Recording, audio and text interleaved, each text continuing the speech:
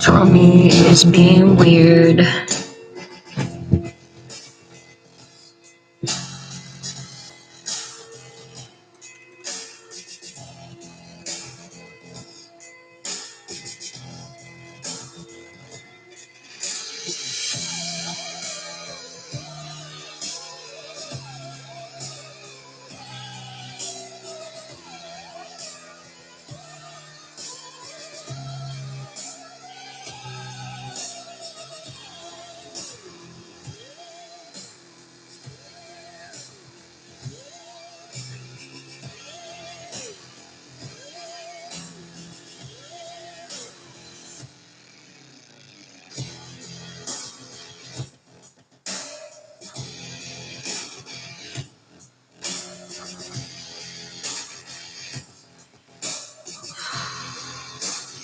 Tube.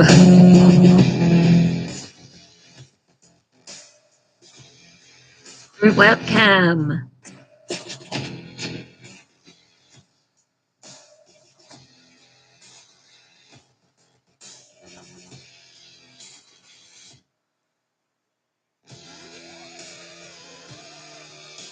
YouTube isn't working.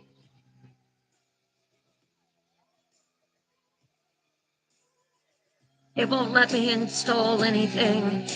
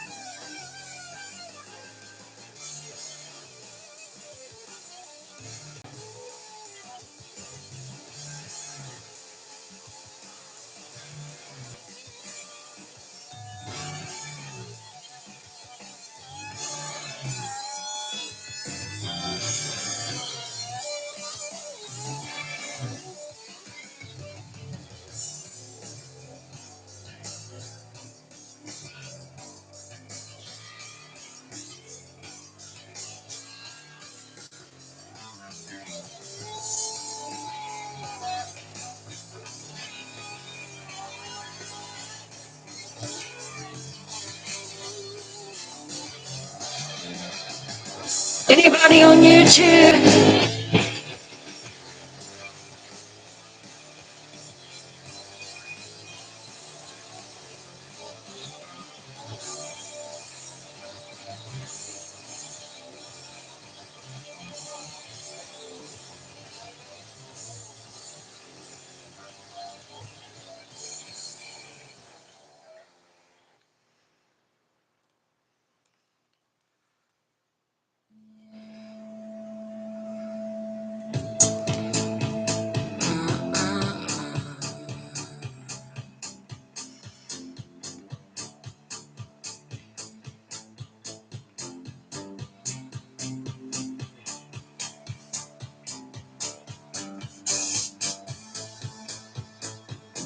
Okay, great.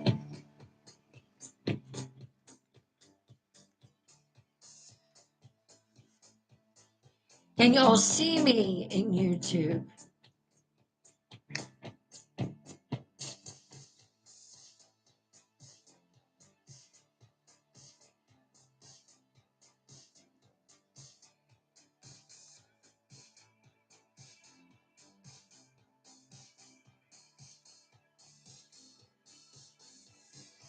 Hello, everyone.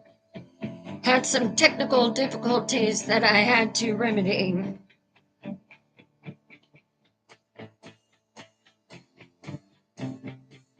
Okay, cool. Whew.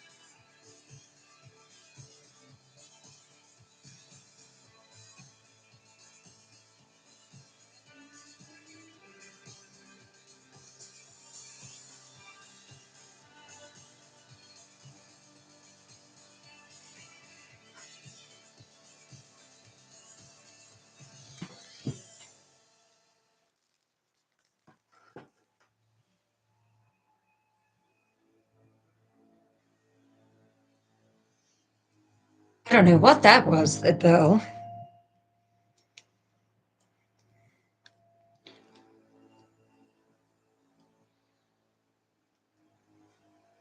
Can you hear the music?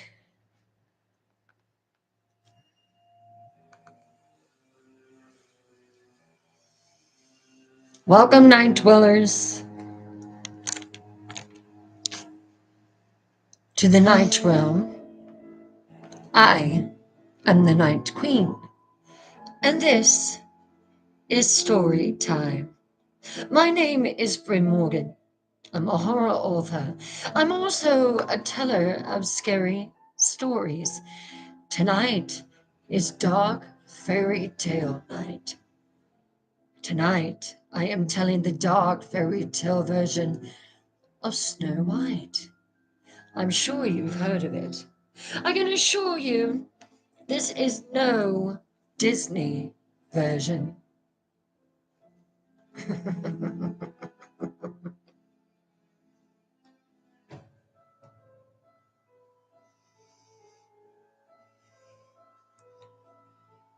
Let's go into story time, shall we? Lower your lights. Lock your doors.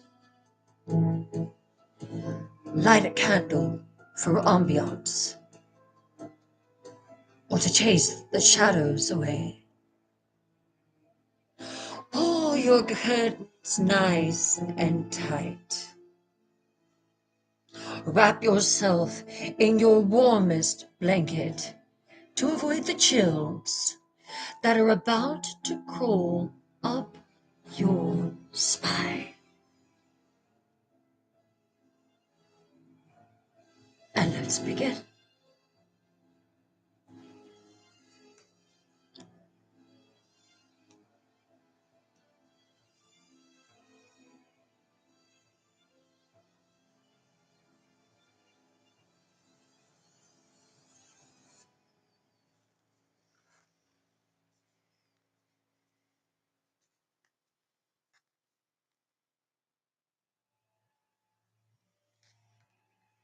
Of course.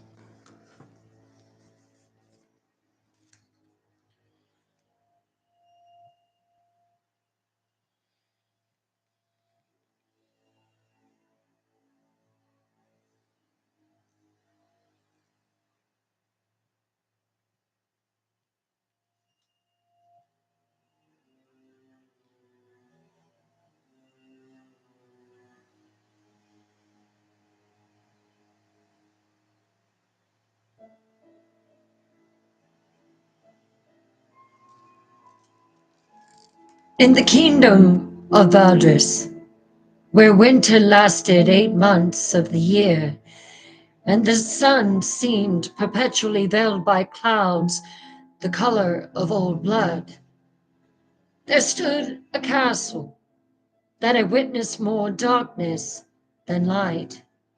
Its black stone walls rose from the frozen earth like the bones of some primordial beast. And within those walls lived a king whose heart has grown as cold as the land he ruled. The castle itself seemed to breathe malevolence.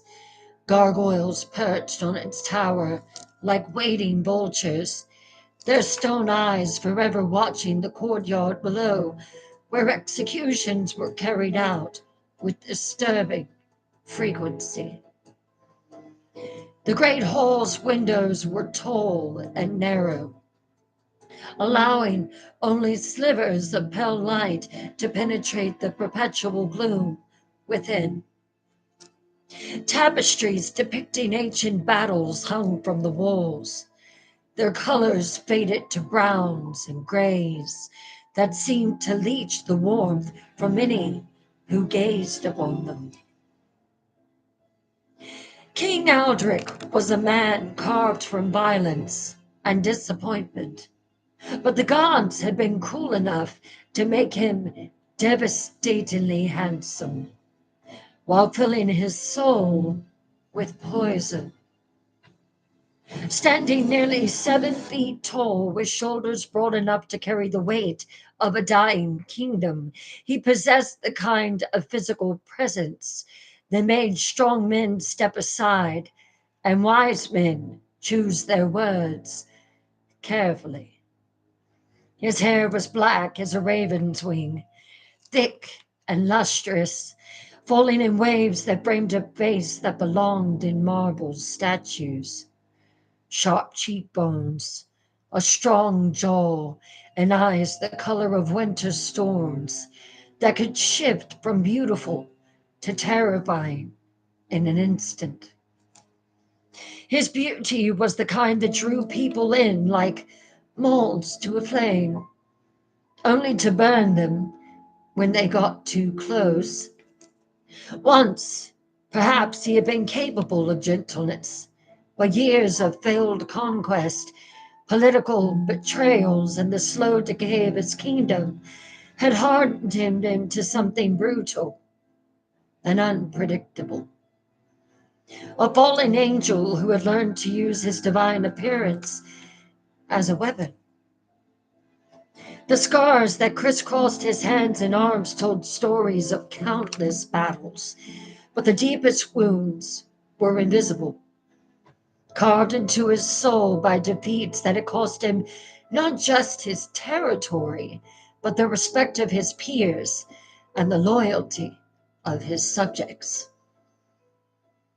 But the respect was not from his queen either.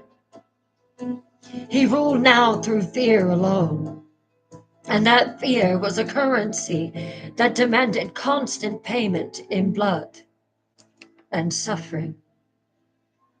His queen, Ravina, was the only beautiful thing left in his world, and even that beauty had become a source of torment rather than joy. She had come to him as part of a political alliance when she was barely 16. Her beauty so legendary that songs were written about it in distant lands. Men had fought duels for the privilege of dancing with her at court. Poets had compared her to goddesses and found the goddesses wanting.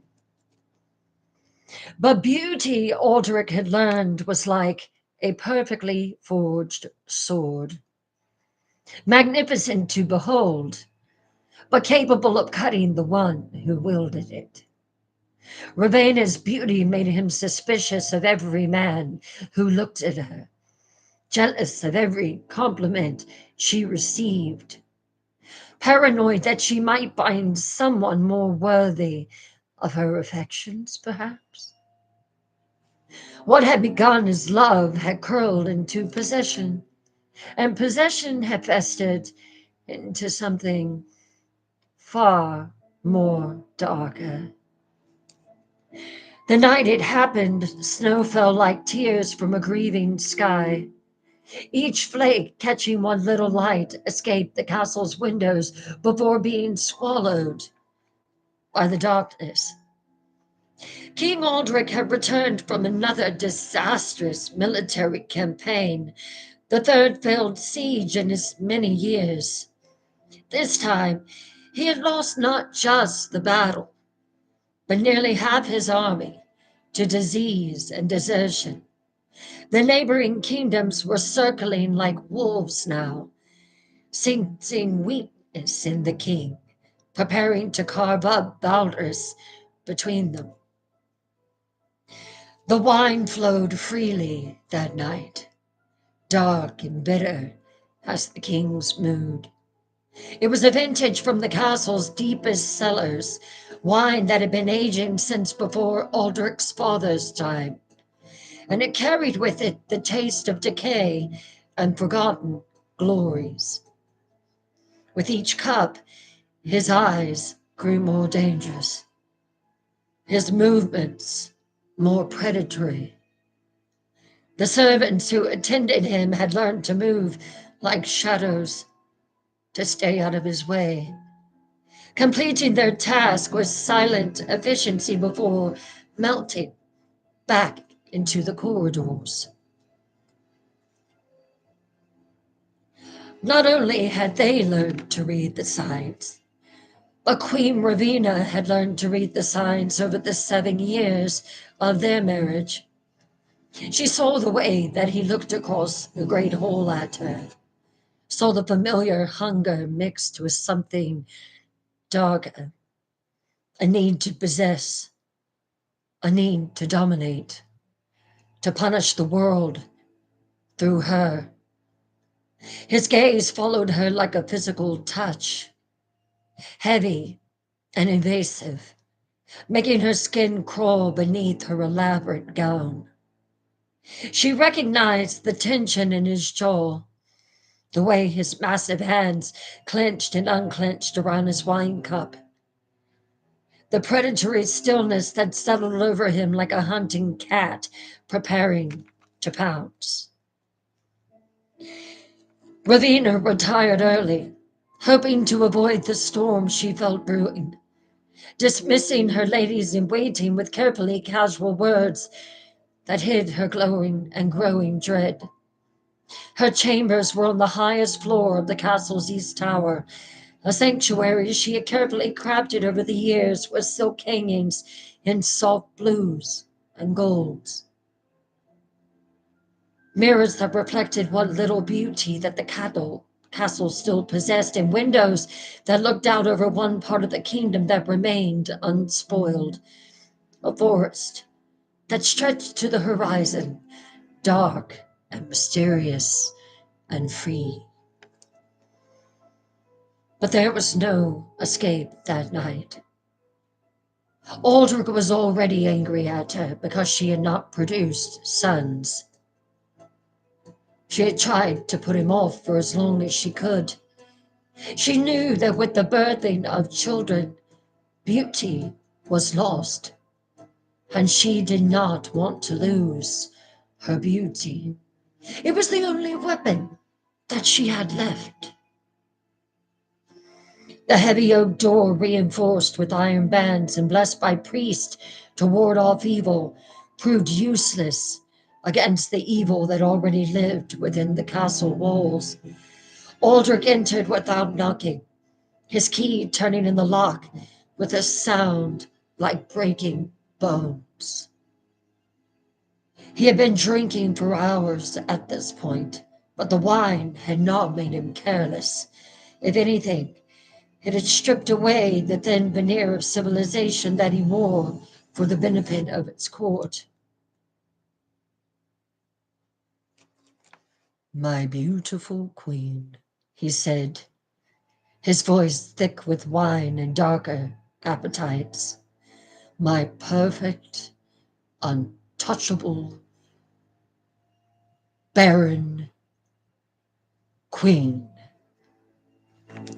Ravina stood frozen by her dressing table, her golden hair unbound and flowing over her shoulders like liquid sunlight. She wore a gossamer nightgown of the finest silk, so thin it was nearly transparent, revealing every curve of her perfect form beneath the delicate fabric. The gown was crafted from silk so fine it could pass through a wedding ring, woven by the most skilled seamstress in the kingdom and dyed with pearls ground to powder to achieve its luminous, candlelit sheen. In the candlelight she appeared otherworldly, untouchable, like a saint in a chapel window or an angel carved from marble. Her beauty was devastating in its perfection, and that perfection was what doomed her. Aldrich began to walk toward her. "You think you're too good for me?" Aldrich continued, closing the door behind him with deliberate slowness. "I see it in your eyes when you look at me. Disappointment, disgust, as if you were carved from stars and I was made from mud." "My lord," Ravina began, her voice carefully controlled, "you've been drinking. Perhaps I should what? Aldrich's voice cut through hers like a blade through silk. Return to my own chambers like a good, obedient husband. Pretend that I don't see the way you flinch when I touch you. Pretend that I don't know you lie awake at night wishing that you had married someone else.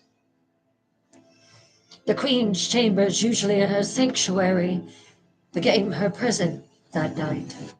What transpired in those hours of darkness was brutal and methodical, a violation not just of her body, but of her very soul. King Aldrich took what he wanted with the same ruthless efficiency he had once used to conquer his enemies, and when he was finished, he left her broken on the floor like a discarded doll, her gossamer nightgown torn and stained with tears and blood. Rowena lay there for hours, her perfect features marked by tears and terror, her golden hair spread across the cold stone floor like spilled sunlight. The candles burned down to guttering stubs, casting dancing shadows on the walls that seemed to mock her pain. Outside, the snow continued to fall, each flake a tiny frozen tear from a sky that seemed to weep for what had been lost. Something fundamental had died within Rowena that night, not just her love for her husband. She never really had loved him, but her capacity for love itself. The gentle girl who had once fed birds from her window and wept over injured animals was gone, replaced by something harder, colder, infinitely more dangerous. In its place, a seed of hatred began to grow, dark, poisonous, patient, feeding on her pain and humiliation, until it became something that would reshape not just her own fate, but the fate of everyone around her. 9 months later, when the child was born in the storm of blood and screaming that seemed to shake the very foundations of the castle, Queen Rowena looked upon her daughter's impossible beauty and felt only revulsion. The midwives gasped when they saw the baby. Her skin was white as fresh snow, whiter even than her mother's porcelain complexion. Her lips were red as red blood, redder than the roses that bloomed in the castle's cursed garden, and her hair was black as night, blacker than the ravens that nestled in the castle's towers, black as her father's lustrous waves. She was perfection incarnate, and Rowena hated her for it. She hated her for the way she had been conceived, and she hated her for the way she looked. She hated her from the day that she drew her first breath. For in that tiny, perfect face, the queen saw her own doom, written in features more beautiful than her own had ever been. The child would grow, and as she grew, her beauty would eclipse everything else in the kingdom. Men would write songs about her instead of her mother. Poets would find new words to describe perfection, and Rowena would become nothing more than a footnote in her daughter's legend. The woman who had been beautiful before true beauty was born. The hatred that took root in her heart that night would grow like a cancer, consuming everything good that remained within her until nothing was left but jealousy and rage and an obsession with beauty that would ultimately destroy them all. The birthing chamber reeked of blood and suffering when King Aldrich finally deigned to visit his newborn daughter. 3 days had passed since her violent entrance into the world. 3 days during which Queen Ravina had refused to hold the child, to feed her, or even to look upon her face. The wet nurses whispered among themselves that the queen had gone mad with grief, hoping that it would be the son that was so desperately needed to secure the kingdom. But they were wrong. Ravina's mind was crystal clear, clearer than it had been in months. She simply could not bear upon perfection that would one day surpass her own. The king entered the chamber like a conquering hero surveying his spoils, his black hair gleaming in the candlelight, his devastatingly handsome features arranged in an expression of cold curiosity. So you failed again? No son? Ravina said nothing. He wore his finest doublet of midnight blue velvet, as if the birth of his heir was merely another court ceremony to be endured with appropriate pomp. The servants scattered before him like leaves before a winter wind, none daring to meet those storm gray eyes that could shift from beautiful to terrifying without warning. He looked at the wet nurse. "Show me the child," he commanded, his voice carrying the authority of a man who had never been denied anything he desired. The head midwife, a woman named Gerda, who had delivered half the noble children in the kingdom, approached the ornate cradle with trembling hands. She had seen many beautiful babies in her long career, but this child was something beyond the natural order. Even swaddled in simple white cloth, the infant seemed to glow with an inner light that made the candle flames appear dim by comparison. "Your Majesty," Gerda whispered, her voice thick with awe and something approaching fear. She is like nothing I have ever seen before." King Aldrich moved to the cradle with the predatory grace that marked all his movements. And when he looked down at his daughter, something flickered across his features.